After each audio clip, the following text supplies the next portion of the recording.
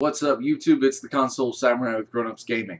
And this weekend's box office numbers for Fantastic Four were, well, not to put too fine a point on it, terrible. You know, it earned $26 million on its opening weekend, which, in the grand scheme of things, is not that bad for a movie.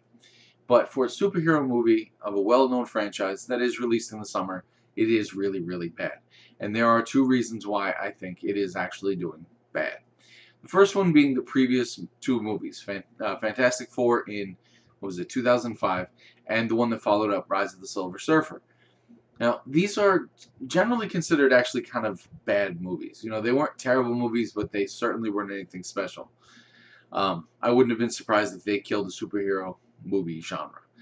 But they just weren't very good movies. And they did have a good cast, but they weren't very good movies. Now, I think this does factor into it because people might be a little hesitant to go back and see Fantastic Four if this is really the only experience they have of it. You know, if you've seen two fairly mediocre movies, are you really going to go see the third one that's just the same story with new characters? Because they didn't do a very good job explaining the science of how they got their powers. Not that there's really science to it, but, you know, they kind of half-assed the explanation. And that might leave a bad taste in people's mouths. Now, there is a second theory that actually does come from my wife, and I think it does make sense. There's really nobody in the new one. The new Fantastic Four movie, the director is Josh Trank, who directed Chronicle. One of the Fantastic Four is the football player from Chronicle.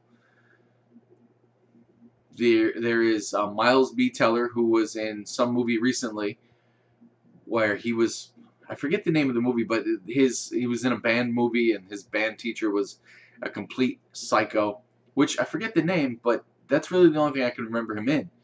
And then you have the kid from Billy Elliot and Jumper. Now, I've just named three of the Fantastic Four, and to be honest, none of them are really memorable. And Kate Mara was the fourth, and I've seen her in things, but it's really difficult to remember what I've seen her in, because none of them are A-list celebrities. They're all B and C. And sometimes that works, but sometimes it doesn't, because not having anybody in the cast that actually does draw attention, it doesn't draw attention to the movie. And I think that probably hurt it as well. Now, I do have a couple actual examples to prove this. Let's see. The first two Fantastic Four movies. First one earned $56 million. The second one earned $58 million on opening weekend. This one, as I mentioned, earned $26. Spider-Man, starring Tobey Maguire. We all knew who he was. So that one came out and it earned $114 million on its opening weekend. Spider-Man 3, earned $151 million on its opening weekend. And I think a lot of that was we were excited to see Venom, even though they didn't do a very good job of demonstrating Venom. Amazing Spider-Man, the first one, also had a relative unknown. The opening weekend dropped off significantly to $62 million.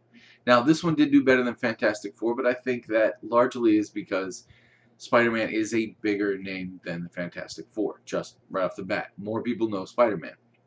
These are all just U.S. numbers, by the way, too. Just for the sake of keeping everything organized, I just went with U.S. numbers. Amazing Spider-Man 2, $91 million on opening weekend. I think that's because we kind of knew who Andrew Garfield was, and it had Jamie Foxx in it, who is a very good actor. Let's see, what else? Oh, to kind of disprove the point, though, I did actually come up with another one. Superman Returns, arguably the worst Superman movie in history, earned $52 million on its opening weekend, and that had a relative unknown in it, replacing Christopher Reeve, Brandon Routh. It had someone who was pretty much unknown completely. And most of the cast was unknown. It had Kevin Spacey, which I think did draw a little bit, but that earned $52 million. And then a definitely better version of Superman comes out. Not a great version, but better than Superman Returns, at $116 million opening weekend, with another relative unknown. Now maybe that's, I don't know if I would say that disproves the point or what, but coming off a bad movie with another relative unknown in Man of Steel, it does kind of show that maybe it is possible. And maybe it is because Superman is just such a very big, popular name. But I think if you're going to reboot a series, especially one that's kind of struggled, you do need to have some big names. I think that's going to hurt Fantastic Four in the long run. I don't think it's actually going to really get up any momentum, regardless of whether it's good or not. And I haven't seen it. I do intend to see it. But tell me what you think in the comments down below. Do you think that those two reasons that I gave for why it's struggling make sense? Is it a good movie? I haven't, as I said, I haven't seen it yet. But let me know what you think in the comments down below. Once again, I am the Console Samurai, and I'll see you around.